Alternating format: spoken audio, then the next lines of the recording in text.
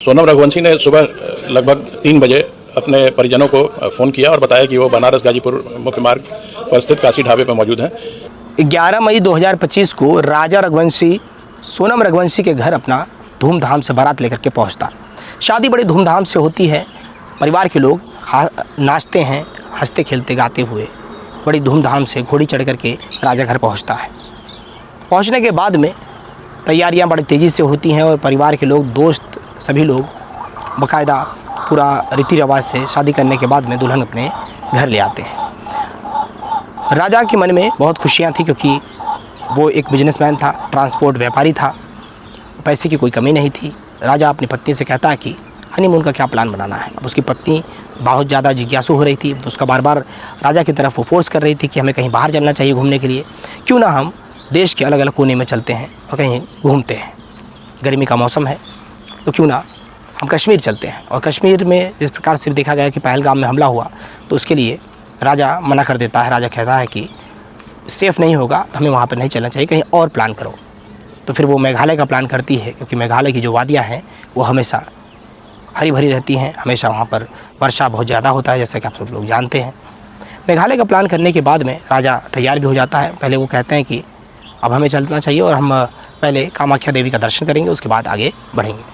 वो लोग पहले जाते हैं, कामाख्या देवी का दर्शन करते हैं, बाई फ्लाइट फिर शिलोंग पहुंच जाते हैं। शिलोंग पहुंचने के बाद में एक होटल में वो ठहरते हैं और फिर वहाँ से पूरा का पूरा एक गाइड लेते हैं और गाइड लेने के बाद में एक स्कूटी भी अरेंज करते हैं। स्कूटी 4 दिनों के लिए वो लेते हैं और बाकायदा घूमना फिरना शुरू करते हैं गाइड के माध्यम से।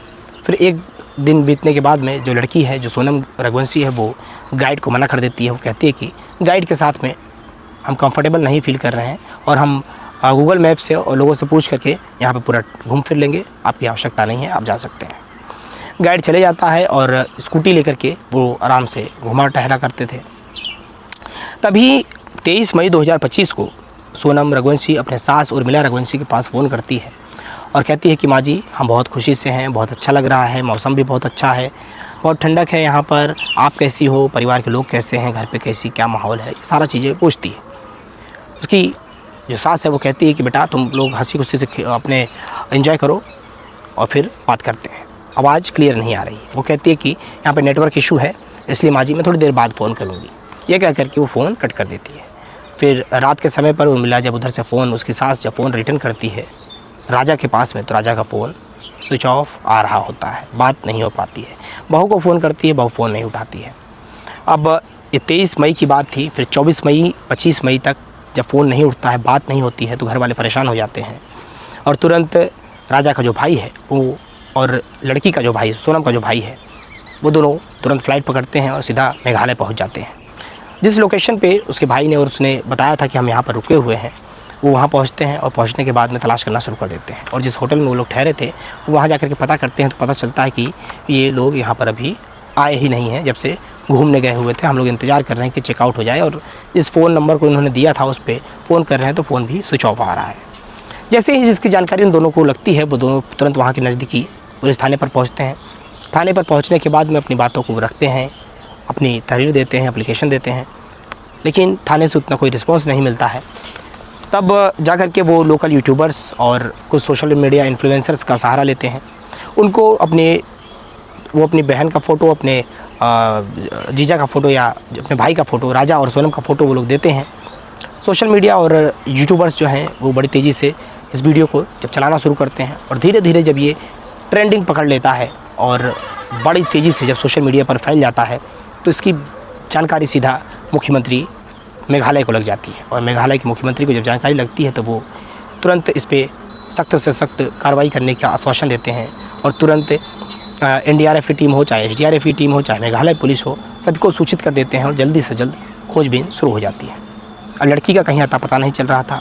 लड़के की जांच पड़ताल के बाद में जो लास्ट लोकेशन देखा गया वो एक गहरी खाई थी जहाँ पे पर्वतारोही लोग करने के लिए जाते हैं शिलोंग में। और वहाँ पर उस खाई में दिखा रहा था कि यहाँ पर से लास्ट लोकेशन दिखाई दे रही है। NDRF की टीम जब ढूंढते हुए उस खाई में जाती है और जाने के बाद में ढूंढते ढूंढते एक बॉडी मिलता है और बॉडी पर सारा बॉडी जो है वो फूल चुका होता है और हाथ पर राजा लिखा रहता है।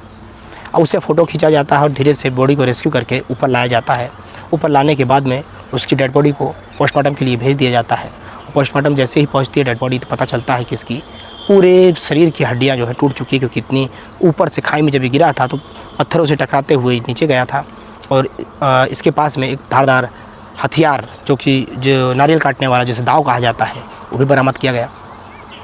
और राजा के शरीर पे बहुत सारे चोट के निशान दिखाई दे रहे थे और वहीं हाथ पर राजा लिखा हुआ था। पुलिस को थोड़ी बहुत जो जानकारी लगती है वो उसके परिवार के लोगों के साथ साझा करती है।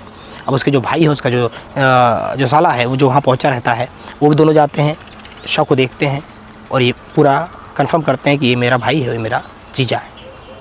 अब पुलिस को ये कंफर्म हो जाता है कि अब इसकी हत्या की गई है, इसकी मृत्यु हुई है। अब परिवार के लोग तुरंत मांग करने लग जाते हैं सीबीआई की। अब पूरी तरीके से मध्य प्रदेश से लगा करके मेघालय तक पूरा सनसनी मच जाता है। सभी जगह ट्विटर हो चाहे सोशल मीडिया हो, हर जगह खबर जो है बड़ी तेज़ी से वायरल हो रही होती है। अब पुलिस की सांस जो है फूलने लग जाती है, क्योंकि लड़की अभी तक बरामद नहीं, पता नहीं चला था कि कहाँ पर है। अब समय बीत रहा होता है और अलग अलग तरीके से पुलिस जो है पड़ताल कर रही होती है। इसकी जानकारी धीरे धीरे मध्य प्रदेश के मुख्यमंत्री को लग जाती है। वो भी ट्वीट करके इसकी जानकारी लेने का प्रयास करते हैं। गृह मंत्री तक की जानकारी लग जाती है। पूरी जानकारी सभी लोग अब परिवार के साथ में संवेदनाएं व्यक्त करते हैं और कहते हैं कि जल्द से जल्द इस पर एक्शन लिया जाएगा। कानूनी कार्रवाई के तहत मामले की जांच पड़ताल में मेघालय पुलिस या मेघालय सरकार लगी हुई है। तभी अचानक से एक ट्वीट आता है और ट्वीट आने के बाद में मेघालय के मुख्यमंत्री जो हैं वो ट्वीट करते हैं, सुबह सुबह कहते हैं कि 7 दिनों के अंदर मेघालय पुलिस को बड़ी कामयाबी मिली है। 3 आरोपी को मध्य प्रदेश से गिरफ्तार किया गया है और लड़की ने सरेंडर कर दिया है और 1 आरोपी की पड़ताल की जा रही है। और बहादुरी के लिए मेघालय पुलिस की पीठ थपथपाई जाती है मुख्यमंत्री द्वारा। परिवार जो है वो असंतोष के माहौल में जी रहा होता, क्योंकि जो लड़का है, जो उसका साला है, जो उसका भाई है, वो भी उसके साथ में रहता है। वो कहता है कि जल्द से जल्द पहले लड़की को यहाँ पर बुलाया जाए। और फिर पता चलता है कि लड़की जो सोनम गुप्ता है, लड़की है जो सोनम रघुवंशी है, ये उत्तर प्रदेश के गाजीपुर में थाना है नंदगंज के पास में एक ढाबा है, वहाँ पर खड़ी हुई रहती है। ब्लैक टी शर्ट पहनी रहती है, लोअर पहनी रहती है और ज़ोर ज़ोर से सिसकियाँ ले रही होती है, रो रही होती है। तभी ढाबे पे काम करने वाला एक लड़का इसके पास में पहुंचता है। पहुंचने के बाद में इससे पूछता है, क्या बात है, आप रो क्यों रही हैं? वो उससे कुछ भी जवाब नहीं देती है। तो फिर वो जा कर के तुरंत अपने मालिक से कहता है, जिसके में मालिक का नाम साहिल यादव रहता है। साहिल आकर के इससे पूछता है कि मैडम जी क्या बात है, आप बताइए, आप इतने परेशान क्यों लग रही हैं? लड़की कहती है कि मुझे आपका सेलफ़ोन मिल सकता है क्या? मेरा मोबाइल गुम जो हो चुका है, मैं अपने परिवार से बात करना चाहती हूँ। साहिल संकोच में कहता है कि नहीं, मैं नहीं दे सकता। फिर उसे लगता है कि अब किसी पीड़ित की मदद करना कोई गुनाह नहीं है, दे देते हैं, हो सकता है कि कोई बहुत ज़रूरी बात हो। अब वो लड़की समझ करके उसे फ़ोन दे देता है। वो अपने भाई से या किसी परिवार के लोगों से बात करती है, उससे भी बड़ी ज़ोर ज़ोर से रो रही होती है। और उसकी वो साहिल जो है पूरा कोई दिलचस्पी दिखाता नहीं है, जा कर के उसके पास में जानकारी नहीं लेता है कि उससे बात कर रही, क्या बात कर रही है। लेकिन जो वहाँ पर कुछ और पर्यटक लोग आए रहते हैं, वो धीरे से होटल मालिक को, साहिल को कहते हैं कि तुम पुलिस को सूचना कर दो, मामला कुछ और लग रहा है, नहीं तो तुम भी फंस जाओगे कि तुमने फ़ोन दे दिया है। अब साहिल तुरंत डायल 112 पे फ़ोन करता है, कंट्रोल रूम में सूचना करता है कि काले कलर की टी शर्ट पहने हुई लड़की है, हमारे ढाबे पे आई हुई है और ज़ोर ज़ोर से रो रही है। फ़ोन पे दिया हमने बात करने के लिए, परिवार से बात करने के बाद में भी रो रही है और सर पकड़ के बैठी हुई है। तुरंत डायल 112 पहुँचती है और पहुँचने के बाद में जब लड़की को देखती है तो तुरंत वहाँ से महिला सिपाही को बुलाया जाता है और उसे SHO साहब के सामने पेश करके सारी जानकारी ली जाती है और उसे महिला थाने में ले जा करके बैठा दिया जाता है। अब जानकारी मिलने पर SHO साहब तुरंत कॉल करते हैं लखनऊ के सबसे बड़े पुलिस अधिकारी के पास में और कहते हैं कि साहब, मेघालय पुलिस जिसकी तलाश 7 दिनों से कर रही थी या 10-12 दिनों 15 दिनों से कर रही थी, वो हमारे थाने के नंदगंज थाने के पास में बरामद हो गई है, मिल गई है। तो क्यों इसका क्या करना है?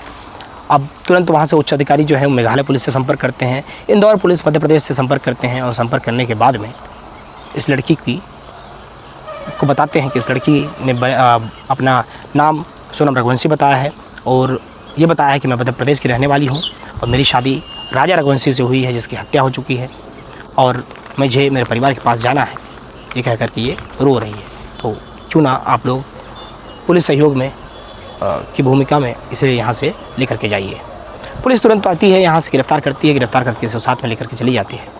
अब पूछताछ का सिलसिला बड़ा तेज़ी से चल रहा है, सोशल मीडिया पर बड़ा तेज़ी से ट्रेंड हो रहा है, सोनम बेवफा है। कितनी सच्चाई है, कितना हकीकत है, इसमें क्या परिवार के, सोनम के परिवार के लोग भी मिले हुए हैं, क्योंकि 3 आरोपी जो गिरफ्तार किए गए हैं वो बताया जा रहा है कि सोनम के प्रेमी है, पुराने संबंधी हैं। क्या ये सारा का सारा खेल जो है, जिस प्रकार से देखा जा रहा है कि बीते दिनों कई सारी घटनाएं सामने आ रही थी, क्या उसी के तहत ये वाला भी मामला सामने आएगा? क्या खुलासा होने के बाद में पता चलेगा कि जिस प्रकार से सौरव साहिल की जो पूरा मामला सामने आया था, जिसमें लड़की ने 15 टुकड़े करके ड्रम में भर करके मार दिया था, क्या उसी प्रकार से ये मामला भी सामने आएगा? इसी प्रकार से पूरा का पूरा सोशल मीडिया पर अलग अलग कमेंट्स, अलग अलग ट्वीट, अलग अलग एक्स पर हो चाहे फेसबुक पर हो, तमाम जगह पर देखा जा रहा है। और ऐसे में खुलासा जल्द होने वाला है और पुलिस प्रशासन इस पर क्या पूरा खुलासा करती है, देखना बड़ा दिलचस्प रहेगा। लेकिन फ़िलहाल इस लड़की को भी गिरफ्तार कर लिया गया है और 3 आरोपियों को भी गिरफ्तार कर लिया गया है। एक आरोपी को की जांच पड़ताल बड़ा तेज़ी से चल रहा है, उससे भी जल्द से जल्द गिरफ्तार कर लिया जाएगा। दोस्तों, इस कहानी को सुनाने का उद्देश्य किसी व्यक्ति विशेष को पहुँचाना मकसद नहीं है, तो आपको जागरूक करना, सजग करना है। और इसमें क्या आगे कुछ सच्चाई सामने निकल कर आती है, हम आपको पल पल के अपडेट देते रहेंगे। फिलहाल इस राजा रघुवंशी मामले में लगभग 4 आरोपियों को गिरफ्तार कर लिया गया है, एक की जांच पड़ताल जारी है।